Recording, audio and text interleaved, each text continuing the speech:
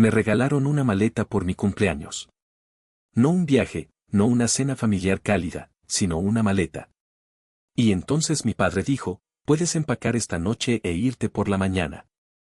Me quedé allí de pie, con las manos todavía sobre el lazo, parpadeando ante el regalo como si no lo hubiera entendido bien. Mi madre sonrió, no con crueldad, tampoco con amabilidad, simplemente como si esto ya estuviera decidido. Mi hermana se rió entre dientes. Creo que eso fue lo que más me dolió, lo fácil que era para ellos. Más temprano ese día, me había detenido en la tienda de comestibles y había comprado un pequeño pastel de chocolate. Nada lujoso, solo algo que pudiera poner en la mesa y fingir que todavía éramos una familia que recordaba cosas como los cumpleaños. Lo coloqué suavemente entre los cubiertos cuando entré. Nadie siquiera lo miró. Ahora, estábamos en la mesa, y me habían entregado una caja que no era un regalo, sino un desalojo envuelto en cinta. No levantaron la voz. No explicaron. Y yo no discutí. Simplemente dije, está bien, pero aún no entendía, no completamente, que esto no se trataba de dinero o espacio o actitud. Se trataba de algo mucho más frío. Habían dejado de verme como familia mucho antes de pedirme que me fuera, y yo fui la última en darme cuenta. No siempre viví como una invitada en mi propia familia. Apenas 2 años antes, tenía mi propio pequeño apartamento. Nada lujoso, solo un apartamento de una habitación escondido encima de un salón de manicura cerca de la línea de autobús. Las paredes eran delgadas, la alfombra era vieja y el agua caliente era temperamental, pero era mío. Alquilado, sí, pero pagué cada centavo a tiempo. Empaquetaba mis almuerzos, reutilizaba los filtros de café, compraba de segunda mano, todo.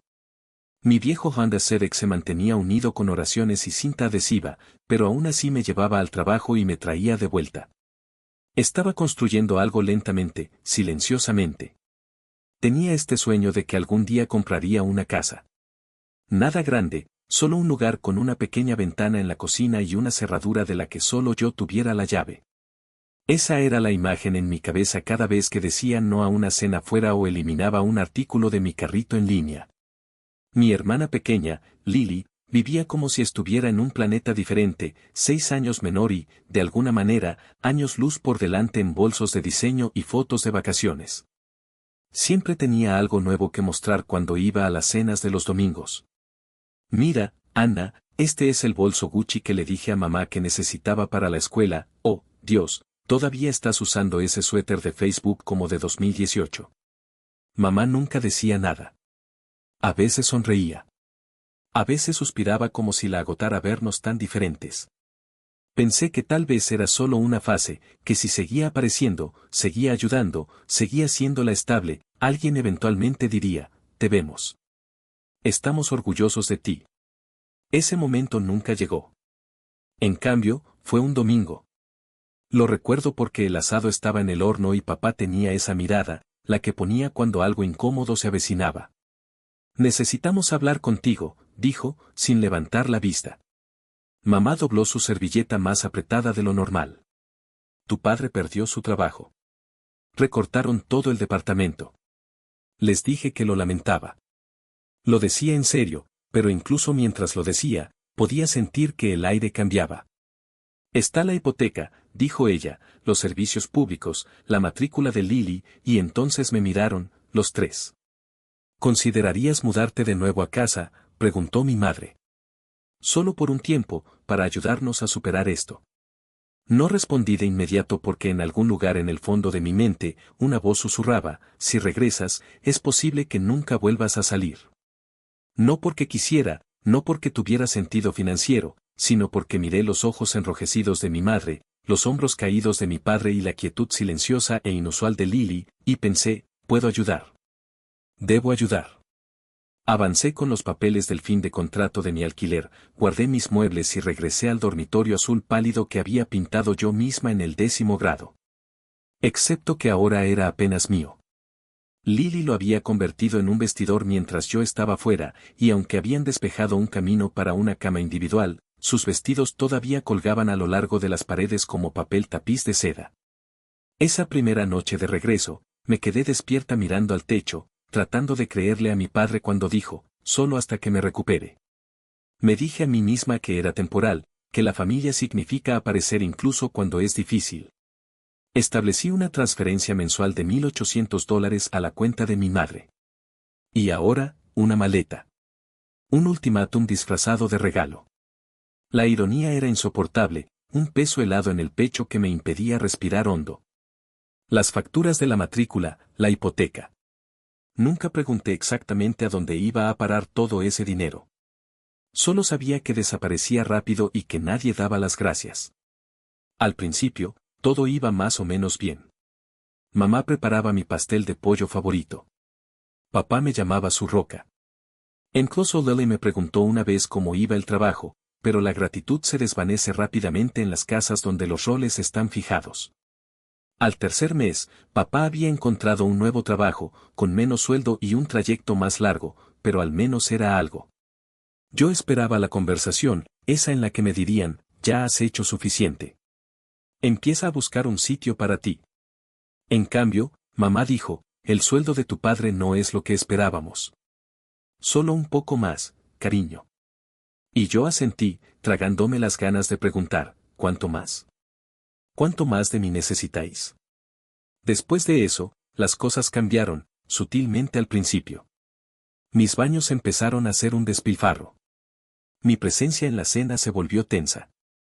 Las noches de lasaña, antes mi comida reconfortante, fueron reemplazadas por salteados, luego bolés de quinoa y luego lo que Lily quisiera esa semana. La compra empezó a incluir paquetes de snacks que yo nunca tocaba. Mi champú desaparecía más rápido de lo que podía reponerlo. Papá me pedía dinero para gasolina. Mamá necesitaba 100 euros rápidos para la peluquería porque su tarjeta estaba fallando. El dinero nunca volvía, y Lily, la dulce e indefensa Lily, siempre aparecía con algo nuevo, un reloj inteligente, zapatos que yo no podía permitirme con mi sueldo de jornada completa, maquillaje en frascos de cristal y tapas doradas. ¿De dónde sale todo esto?, pregunté un día, no acusando, solo confundida. Ella puso los ojos en blanco. Ocúpate de tus asuntos. Que tú vivas como una pordiosera no significa que el resto tengamos que hacerlo. Debería haber insistido más, pero no lo hice, porque en ese momento aún creía que si seguía dando, recordarían quién era yo. En cambio, empecé a desaparecer, no de golpe, sino silenciosamente, como las huellas se desvanecen en la nieve que cae. Sucedió un viernes. Llegué tarde del trabajo otra vez después de pasar toda la semana enterrada bajo un proyecto de emergencia que me endosaron a última hora. Lo único que quería era un baño caliente, mi libro y silencio. En cambio, Lily me esperaba al pie de la escalera, prácticamente saltando de emoción. Ahí estás, dijo. Necesito 700 euros. No. Hola. No. ¿Qué tal el día? Perdona, pregunté, dejando mi bolso. Para mi viaje el fin de semana que viene, dijo como si fuera obvio. Mis amigas y yo vamos a la playa, 3 noches, 2 habitaciones de hotel. Ya han pagado todas. Solo necesito tu parte. Parpadeé. Mi parte. Ella resopló. Quiero decir, lo tuyo para cubrirme a mí. Dios, ¿sabes a qué me refiero? Algo dentro de mí se rompió. ¿Crees que tengo 700 euros tirados por ahí?, dije, manteniendo la voz baja. Doy 1.800 euros al mes a esta casa. Conduzco un coche de hace 10 años. Llevo zapatos con agujeros. ¿Quieres que pague tu viaje a la playa? La sonrisa de Lily desapareció. ¿Por qué te pones tan dramática? Es solo dinero. Me reí, una risa amarga. No, Lily, no es solo dinero. Es trabajo. Es sacrificio. Es mi vida. Es por mí que te sientas en esta casa y vives como una princesa, mientras yo vivo como un fantasma. La frase me dolió en el pecho, pero no la había dicho para lastimarla. No tienes que hacerlo sonar como caridad, respondió ella con brusquedad. No lo hago. Lo hago sonar como la realidad.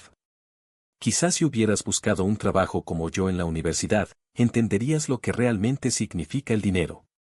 Sus ojos se llenaron de lágrimas al instante. Me estás llamando vaga. Me estás llamando una carga. No respondí. No necesitaba hacerlo, pero ella comenzó a llorar, sollozos fuertes y teatrales que resonaron por el pasillo.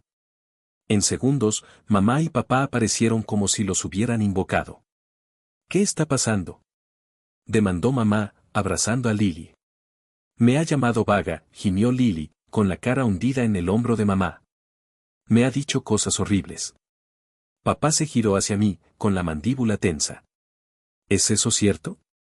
Me exigió 700 euros para un viaje a la playa, dije, con la voz temblorosa pero controlada.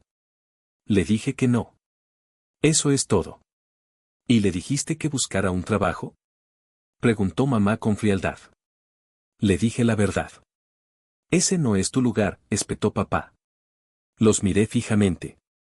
Esta casa funciona con mi sueldo. Creo que me he ganado el derecho a decir algo. Y entonces mamá lo dijo, la frase que nunca olvidaré. Ahí está, siseó. Cada vez que te pedimos algo, nos restriegas tu dinero en la cara. Miré de uno a otro, su ira, los ojos húmedos y complacientes de Lily detrás de sus manos. En ese momento lo supe. No me querían. Me toleraban hasta que dejara de ser útil. Me alejé sin decir otra palabra, cerré la puerta de mi habitación y me senté en la cama que había comprado hacía 10 años con una beca estudiantil. No lloré. No grité. Simplemente vi todo como era. Al día siguiente fue mi cumpleaños número 27. Ni una tarjeta, ni una felicitación. Nadie dijo una palabra cuando me fui a trabajar. Esa tarde, entré por la puerta con una pequeña tarta de chocolate que me había comprado para mí, con letras de plástico baratas curvándose en los bordes, y allí estaban los tres, sentados a la mesa del comedor, bien vestidos. Una caja grande envuelta con un lazo estaba en el centro. Mamá sonrió. La cumpleañera, dijo. Dejé la tarta sobre la mesa. ¿Qué es eso? Papá empujó la caja hacia mí. Tu regalo. La abrí lentamente. Dentro había una maleta nueva, elegante, cara, demasiado limpia. Vaya, dije, confundida. ¿Vamos a ir a algún sitio? Se rieron, no una risa cálida, ni siquiera cruel, simplemente como si yo fuera la última en entender la broma. Tú sí, dijo papá. Mamá se inclinó hacia adelante. Empaca tus cosas. Te vas mañana.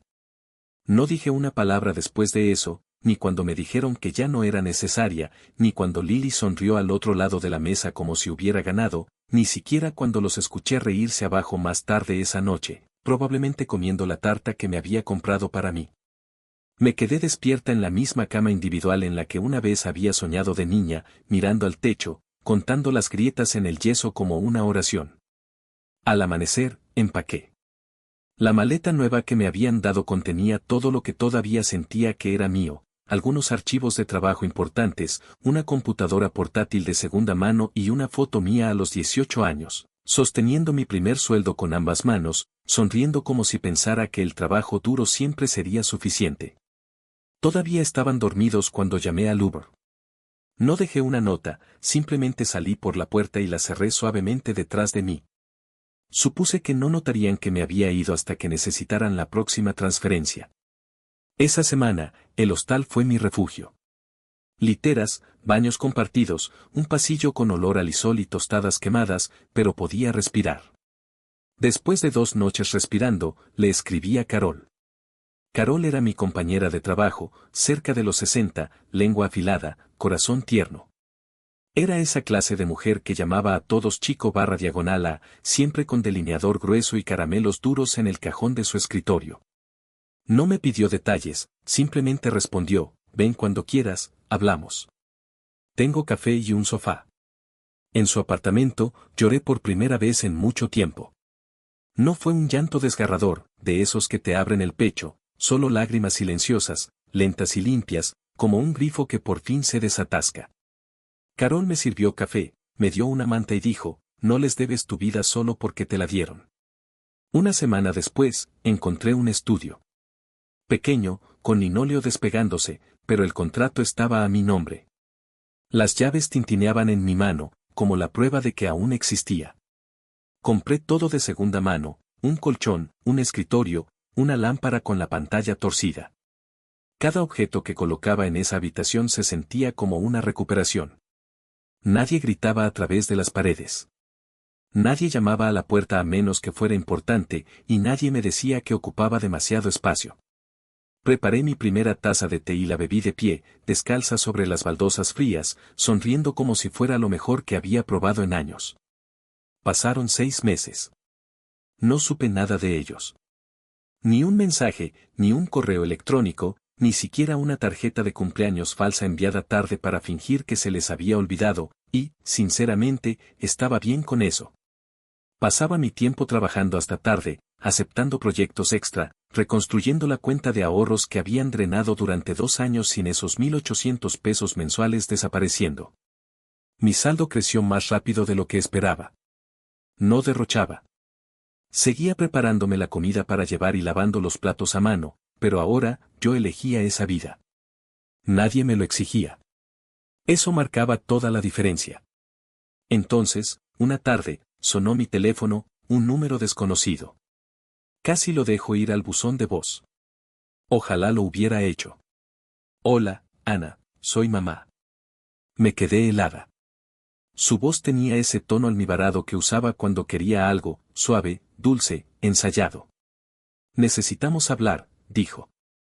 ¿Puedes venir a casa? No, respondí secamente. Dime lo que tengas que decir ahora. Hubo una pausa, luego un suspiro profundo. Tu padre volvió a perder su trabajo. Hubo otra ronda de despidos. Las cosas han sido difíciles. No dije nada. Nos hemos atrasado en los pagos, continuó. El banco está hablando de ejecución hipotecaria.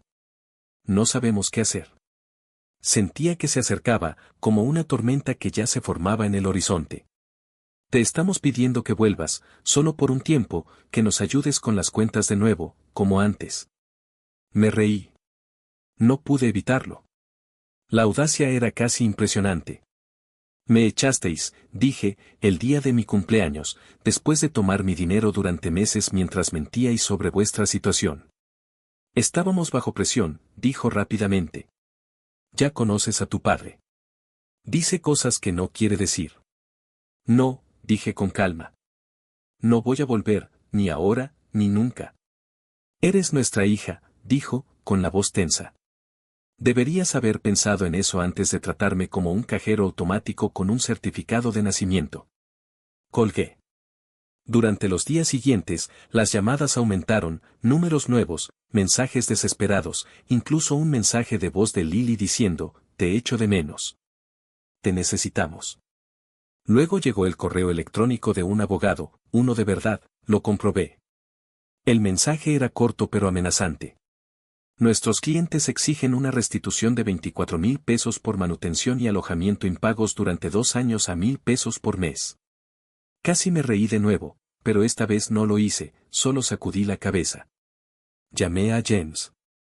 James no perdió el tiempo. Ese mismo día, él redactó una carta.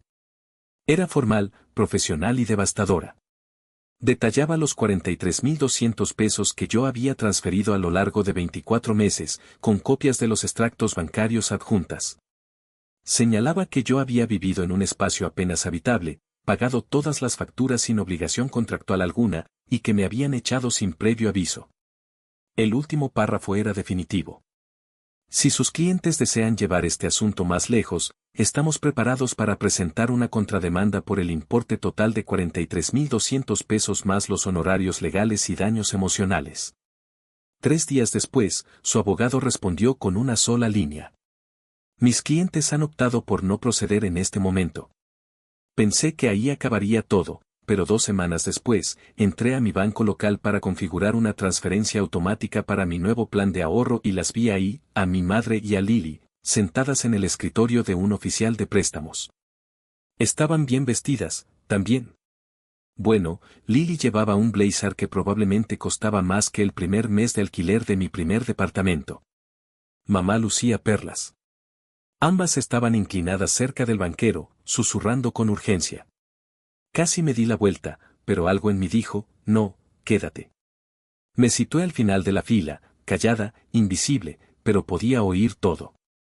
Solo estamos buscando refinanciar, dijo mamá con suavidad. No hay nadie más a quien podamos pedir ayuda. El banquero frunció el ceño.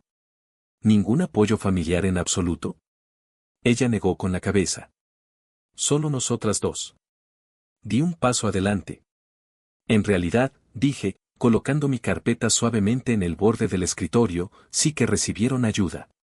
1,800 pesos al mes durante 2 años. Cuenta en Bank of America terminada en 2074. Todas las transferencias hechas el primer día de cada mes. Lily palideció. Mamá se puso rígida. El banquero las miró a ellas, luego a mí. Soy Anna, dije, la hija que se olvidaron de mencionar. La sala quedó en silencio. Mamá abrió la boca, luego la cerró. Lily se levantó tan rápido que su silla chirrió contra el suelo. No alcé la voz. No me regodeé. Simplemente puse los documentos sobre la mesa, asentí al banquero y me di la vuelta para irme. Cuando llegué a la puerta, oí al banquero murmurar, tendremos que actualizar el expediente. Salí a la calle. Era media tarde, y el sol daba justo, cálido y dorado, como ese tipo de luz que solo notas cuando por fin eres libre. Esa fue la última vez que las vi. No más llamadas, no más correos electrónicos, solo silencio, el silencio limpio, el que te ganas. 1 año después, firmé los papeles para mi primera casa, no una mansión, no la casa de mis sueños, solo una pequeña casa adosada estrecha cerca del borde de un barrio antiguo. Escalones crujientes, buzón torcido, hierbas creciendo entre las grietas del camino de entrada. Era perfecta. Las llaves se sintieron más pesadas de lo que esperaba. Tal vez era el peso de lo que significaban. Esta vez, mi nombre era el único en la escritura, sin avalistas, sin condiciones, nadie más sosteniendo la puerta abierta solo para empujarme a través de ella. Más tarde, llamé a Carol primero. Ella apareció con café de inauguración y una caja de muffins de limón. Nos quedamos de pie en mi pequeña cocina mientras ella inspeccionaba los gabinetes como una inspectora de edificios y dijo, no es lujosa, pero es tuya. Esa es la diferencia, sonreí. Realmente lo es. El trabajo también había mejorado. James me recomendó a un nuevo cliente y había conseguido proyectos paralelos que me daban el margen justo para respirar. No era rica, pero tampoco tenía miedo. Por primera vez, no sentía que estaba persiguiendo la supervivencia. Estaba construyendo algo. De vez en cuando, algún pariente mencionaba a mis padres, como las cosas estaban difíciles, como estaban atrasados en la última cuota de la matrícula de Lily, como la casa podría entrar en ejecución hipotecaria. No reaccionaba, no por amargura, solo por desinterés, como escuchar noticias sobre extraños de un pueblo del que te mudaste hace mucho tiempo. No los odiaba. Simplemente ya no les pertenecía. Ahora mi vida, mi futuro, eran míos. Era una sensación de independencia y paz que no cambiaría por nada. El camino no fue fácil, pero finalmente me había llevado a un lugar de calma y seguridad, un lugar que podía llamar verdaderamente mío. Aquí estoy, desenganchada por fin de esa idea de que la sangre te ata de por vida. Ahora, cuando cruzo el umbral de mi puerta, ya no me preparo para lo peor. No estoy atenta a cada pisada, no me sobresalto ante el mínimo aumento de volumen en las voces. El silencio que reina aquí es mío, un silencio amable que me envuelve. A veces, sí, todavía pienso en la maleta. La conservo guardada en el armario, no como un recordatorio de cómo me empujaron fuera, sino como el símbolo de mi propia marcha, de mi decisión de alejarme. Pensé que lo había perdido todo aquel día, pero en realidad, lo que perdí fue la ilusión de que alguna vez me habían querido por quien realmente era. Y en ese hueco, en ese vacío, encontré algo infinitamente mejor, un hogar verdadero, límites claros y definidos, una voz propia para expresarme y, finalmente, una vida que me pertenece única y exclusivamente a mí. A veces me pregunto si alguna vez hablan de mí, si le cuentan a la gente que me mudé, si dicen que simplemente nos distanciamos con el tiempo, si se sientan a la mesa, ahora con 2 tenedores en lugar de 3, fingiendo que nada falta. Me imagino a Lily todavía quejándose de su profesor, ocupando más espacio del que necesita, como siempre.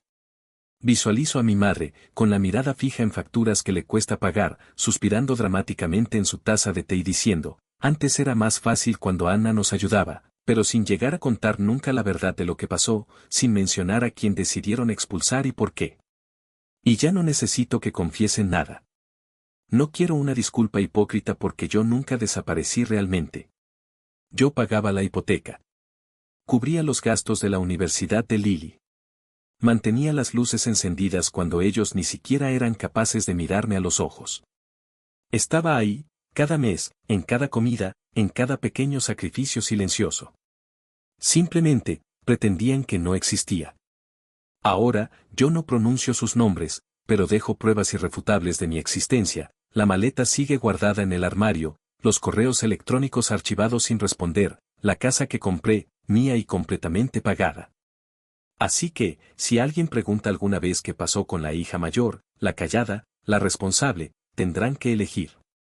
Seguir mintiendo o, por fin, admitir que perdieron a la única persona que siempre estuvo ahí cuando realmente importaba, porque yo no me desvanecí, fui borrada. Y ahora vivo más allá de los márgenes, en un lugar donde nadie puede tocarme.